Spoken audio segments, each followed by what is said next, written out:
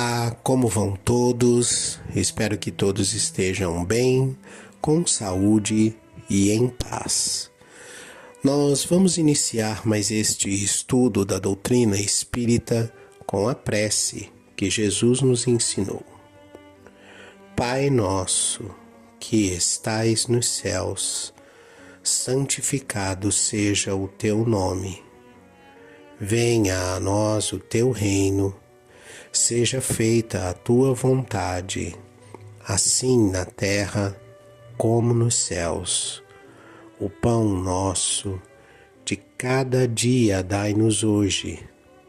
Perdoa, Senhor, as nossas dívidas, na medida em que perdoamos aos nossos devedores. Não nos deixe cair em tentação.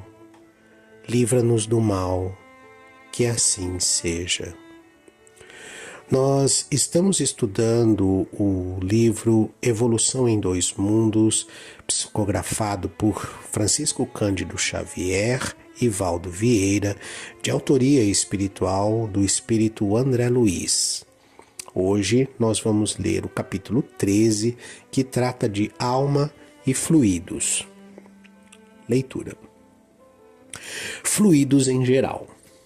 A consciência que aprendera a realizar complexas transubstanciações de força nas diversas linhas da natureza, em se adaptando aos continentes da esfera extrafísica, passa a manobrar com os fenômenos de mentação e reflexão de que o pensamento é a base fundamental. Definimos o fluido dessa ou daquela procedência como sendo um corpo cujas moléculas cedem invariavelmente à mínima pressão, movendo-se entre si quando retidas por um agente de contenção ou separando-se quando entregues a si mesmas. Temos assim os fluidos líquidos, elásticos ou aeriformes e os outrora chamados fluidos imponderáveis, tidos como agentes dos fenômenos luminosos, caloríficos e outros mais. Então ele está falando aqui de forma generalizada, né, do que são fluidos, né, o que a gente aprendeu. Então vamos colocar assim. Se você tem, por exemplo, gotas de água, né, ou moléculas de água espalhadas no ar, elas não formam uma gota, né, elas não formam um líquido ainda. Você precisa de alguma força natural ou não natural, mas uma força extra, ou seja, que está externa a essa molécula, agindo sobre ela para que essa molécula de água se junte com outra molécula, formando vários agrupamentos de molécula que no final nós vamos chamar gotas. E depois você vai ter de novo uma outra força natural que vai juntar essas gotas para formar, por exemplo, uma nascente de rio, um rio, e desse rio formar um oceano e assim sucessivamente. Então você tem ações energéticas da natureza ou do pensamento que estão formando esse conjunto que a gente chama de fluido, né? Quando a gente fala do fluido mental, é basicamente a mesma coisa, né? Você tem fenômenos de mentação, ou seja, de trabalho da mente, né? de busca por soluções para as coisas que você precisa fazer, né? E reflexão. Então, o que é reflexão? Reflexão é, eu tento fazer uma coisa, essa coisa não dá certo, e aí ela volta para mim, porque não saiu do jeito que eu queria, e aí eu pego e fico pensando, o que eu fiz de errado e qual que é outro jeito de fazer o que eu quero fazer para chegar aonde eu quero chegar. Então, ação e reação do pensamento vamos chamar assim de reflexão, né? A mentação é a ação, eu estou enviando um pensamento, né, em busca de um determinado resultado, e esse resultado atingido ou não faz com que eu reflita, ou seja, reflexão, para saber como que eu vou agir a partir de então para chegar no resultado que eu quero.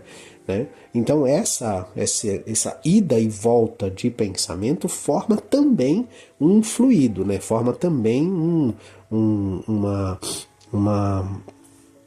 fluxo, vamos colocar assim, que ele está chamando de fluido. Então, ele está dando uma ideia de fluido de uma forma geral, mas ele está colocando ali os pensamentos também como um fluido, né? Como esse elemento fluídico, né? E aí você tem fluidos que são líquidos, elásticos, aeriformes, né? Ou seja, que tem forma de ar, né? Forma aérea, né?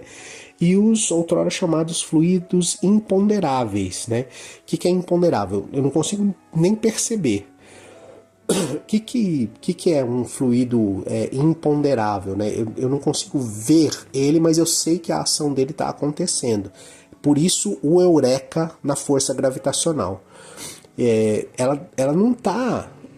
assim, você não consegue encontrar o elemento dessa força na natureza, no sentido de que tem alguma partícula ou tem algum elemento químico ou alguma coisa nesse sentido que está produzindo o efeito gravitacional, né? O que você consegue perceber é que todos os elementos que você conhece estão sobre a ação dessa força gravitacional, e daí você, percebendo essa força, você estuda ela e consegue compreender que ela existe, né? E como ela funciona. Agora ele vai tratar de fluido vivo. Fluido vivo.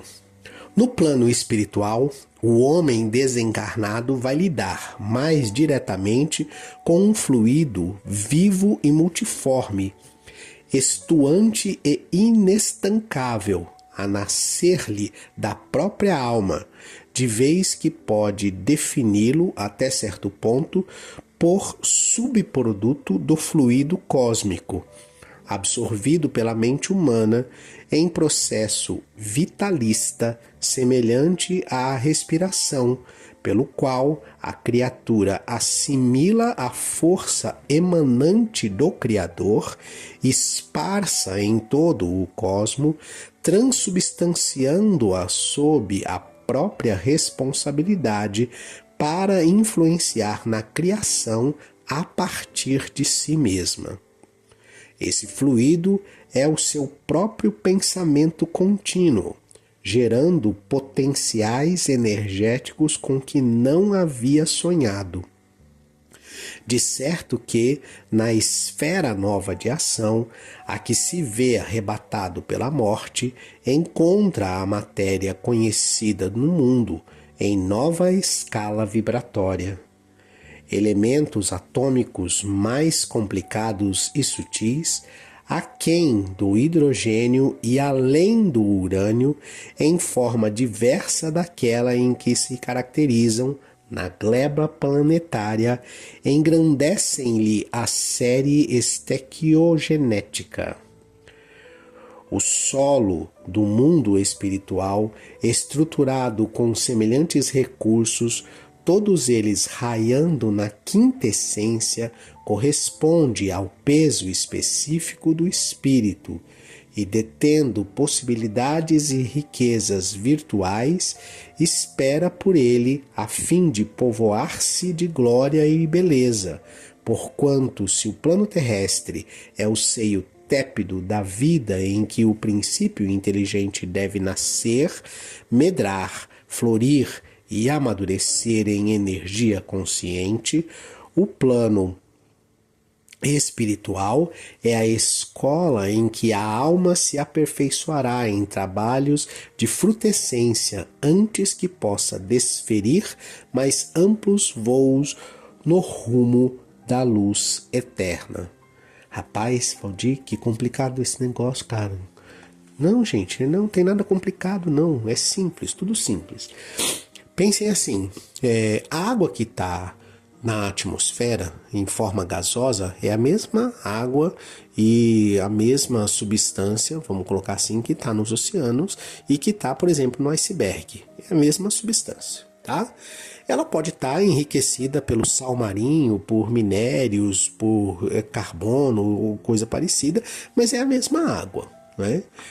Do ponto de vista nosso, o que a gente sabe? Que quanto mais a gente se afasta do planeta indo para o espaço, mais essa distância entre as moléculas de água vão aumentando e fica mais, vamos dizer assim, difícil aos nossos sentidos e aos nossos aparelhos captar que há moléculas de água. Mas será que depois que ultrapassa a atmosfera nossa aqui, será que não tem mais hidrogênio? Será que não tem mais oxigênio? E será que não tem mais molécula de água? A gente já sabe que o Sol, por exemplo, tem uma atmosfera riquíssima em hidrogênio e hélio, né? Então, será que esse hidrogênio que está no Sol, ele é o mesmo hidrogênio que está aqui? Ele está na mesma representação e na mesma fonte, capacidade energética que a gente tem nele aqui? Ou será que o que está aqui está com uma energia, vamos dizer assim, atenuada, com menos energia? Quanto de energia tem num átomo, né, numa partícula dessa? Será que é sempre igual em qualquer lugar do universo? Ou será que na medida em que se aproxima de um planeta ou se afasta desse planeta, essa energia é variada? Então, parece muito tranquilo que a gente tenha, por exemplo, você imagina se você estivesse procurando um átomo num espaço sideral. É muito difícil de você achar. E porque é muito difícil de você achar, com a aparelhagem que a gente tem, você diz que ele não existe? Você diz que ele não está lá? Né? Então, a gente precisa começar a conceber esse pensamento de que tudo está preenchido por um fluido cósmico universal, né? E que cada elemento provém desse fluido cósmico universal que dá a base vamos dizer assim, de construção para isso. Então, quando, por exemplo, ele falou aqui, por exemplo, em solo espiritual, né? Solo no sentido de que você tem uma base para caminhar, por exemplo. Você tem como é que é esse negócio de cidade espiritual? Como é que nosso lar tá online ali, tá flutuando? Que lugar é esse, né? Como é que as pessoas caminham? Como é que tem portão, entrada e saída? E eu não tô vendo daqui. Nenhum super telescópio Hubble captura essa imagem que está perto, está aqui do lado. Por que não captura? Por que eu não consigo enxergar? Porque está em outro padrão vibratório. Os nossos olhos, eles enxergam de uma frequência até determinada frequência. A nossa audição ouve de uma frequência até determinada frequência. Qualquer coisa acima dessa frequência ou abaixo dessa frequência é imperceptível para nós. Mas isso, por ser imperceptível, significa que ela não está lá? Não, ela está lá. A realidade do nosso pensamento, a função do nosso pensamento é que um dia a gente seja co-criador, um dia a gente esteja na condição de, através do nosso pensamento, auxiliar na construção de um planeta novo, num projeto novo, de novas almas, de espíritos ainda em evolução, e sermos participantes ativos do desenvolvimento desses seres que vão estar sendo criados. E por isso, porque a gente não consegue fazer isso, não consegue cuidar nem na nossa própria vida hoje, isso significa que a gente não vai conseguir fazer isso no futuro? Não. Significa que a gente vai conseguir, que a gente precisa desenvolver. Então, esse ser ainda primitivo, que está começando a ser viver no plano espiritual, como espírito errante, ele vai, através dessa vivência com esse plano, que é muito mais luminoso, muito mais sutil, muito mais transubstanciado, como ele diz, né? Para essa nova realidade, que é o plano espiritual, na medida em que esse espírito vai ganhando consciência de si mesmo nesse plano, ele vai também construindo e constituindo esse ambiente onde ele se sente, vamos dizer assim, mais acolhido, onde ele se sente mais confortável. E essa criação dele é uma criação mental. Então o que é a cidade espiritual, nosso lar? É a criação mental de espíritos que têm as mesmas afinidades e que vão construindo através dessas afinidades, através dos seus pensamentos, todas as estruturas que lá estão. Guiados e conduzidos, sim, obviamente, por espíritos superiores que estão vamos dizer assim, mais harmonizados com a justiça divina e numa condição de esclarecimento melhor, mas ela é uma construção coletiva de todos os espíritos que lá estão sendo abrigados para o seu próprio desenvolvimento, né? E é por isso que alguns, não estando no mesmo padrão vibratório, não conseguem entrar e conviver em nosso lar, né? E nós estamos ainda falando de nosso lar, assim, para a gente, nosso lar parece o paraíso, né? Parece lá que eu quero ir, né? Mas é ainda uma cidade espiritual que está no plano aqui das nossas realizações terrestres. Então, a gente precisa compreender que existem outras cidades além de nosso lar que estão construídas com o pensamento contínuo e coletivo de todos os que estão habitando aquele lugar, né? E na medida em que a gente é convidado, por assim dizer, a habitar uma cidade espiritual como o nosso lar ou qualquer uma outra, né?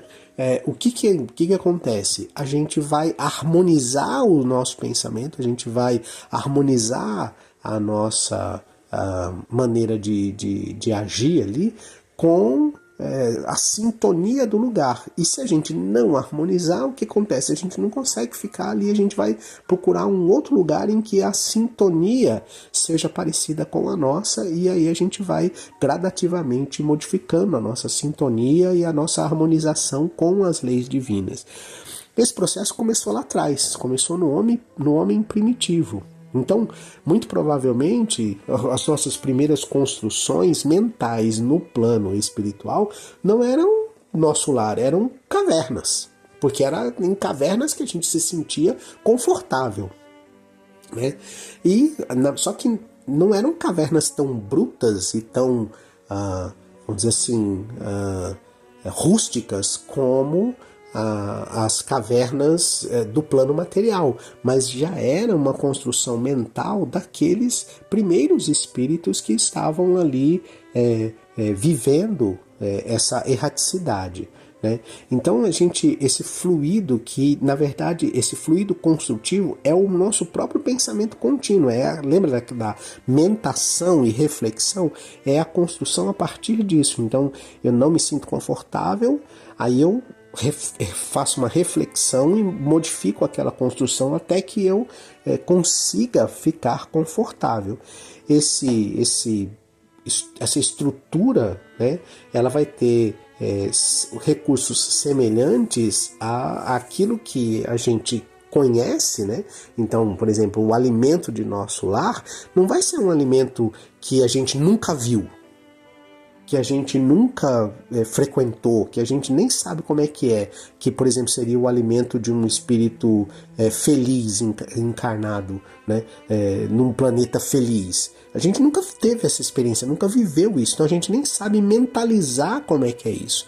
Nós vamos mentalizar o quê? Aquilo que a gente viveu, aquilo que a gente já está acostumado a lidar. Só que ao mesmo tempo que a gente está vivendo isso, a gente sabe que não precisa mais de toda aquela materialidade daquele elemento que a gente estava acostumado a viver.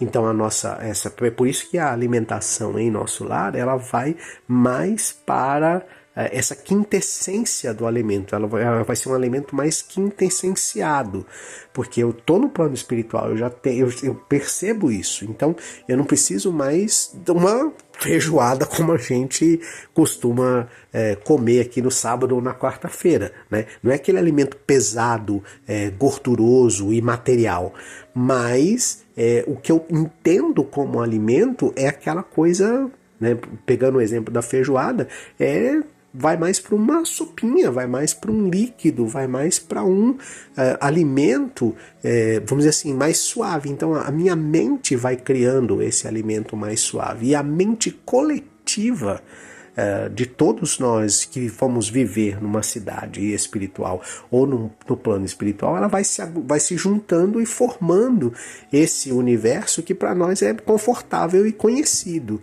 E a gente vai evoluindo gradativamente e vai modificando isso gradativamente até que a gente vai chegar num patamar mais evoluído, né? Essa energia consciente, né, que a gente tem, né, ela vai, na medida em que eu vou me instruindo, na medida em que eu vou me aperfeiçoando, na medida em que eu vou subindo os degraus gradativamente, ela vai se aperfeiçoar, né? Isso é natural, porque eu vou tendo novas experiências, na medida em que eu vou vencendo as experiências anteriores, eu vou tendo novas experiências, e aí tendo novas experiências, tanto no plano espiritual quanto no plano material, eu vou amadurecendo enquanto alma. Então, no plano material, eu vou construindo cada vez melhor esse universo em torno de mim. O que eu quero dizer com isso? Eu não estou mais na caverna, eu estou numa sociedade construída aí de apartamentos, rodovias, estradas, meios, não é mais arco e flecha que eu estou vivendo. Percebe que eu estou ajustando e fazendo construções mentais, criando aparatos científicos e tecnológicos que vão facilitando a minha vida de uma encarnação para outra. Então eu vou modificando o mundo material em que eu vivo e, consequentemente, a minha expectativa e a minha capacidade de construir um mundo espiritual cada vez mais quintessenciado também vai se aperfeiçoando. Né? E nesse vai e vem de plano material e plano espiritual, a minha alma vai aprendendo com o plano material e aplicando esses aprendizados no plano espiritual, quintessenciando esses aprendizados no plano espiritual, retornando ao plano material para experiências cada vez mais quintessenciadas também no plano material. No início, a minha relação com a natureza é uma relação de destruição. Eu vou e degrado a natureza para poder evoluir.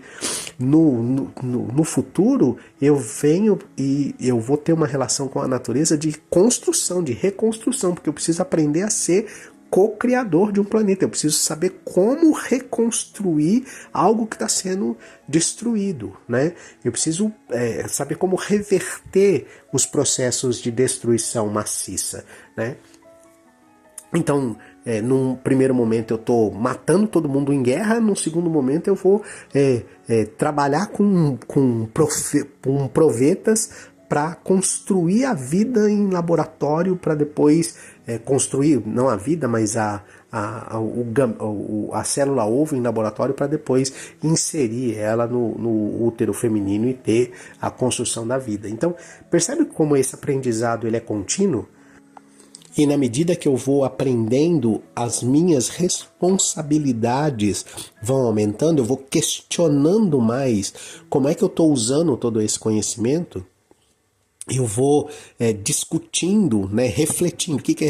Eu faço reflexão sobre o resultado daquilo que eu fiz. Eu vou mentalizando, né, na construção e refletindo sobre o resultado dessa mentalização daquilo que eu fiz.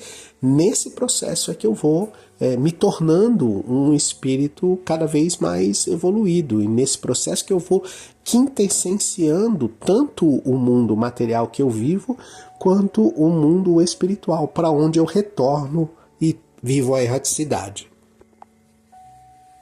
Eu sei que às vezes eu estico bastante o comentário, né, e o tempo urge e corre, e ele já terminou. A gente continua no próximo episódio. Eu me despeço de vocês com a prece que Jesus nos ensinou. Pai nosso, que estais nos céus, santificado seja o teu nome. Venha a nós o teu reino, Seja feita a tua vontade, assim na terra como nos céus. O pão nosso de cada dia dai-nos hoje. Perdoa, Senhor, as nossas dívidas, na medida em que perdoamos aos nossos devedores. Não nos deixe cair em tentação, livra-nos do mal, que assim seja.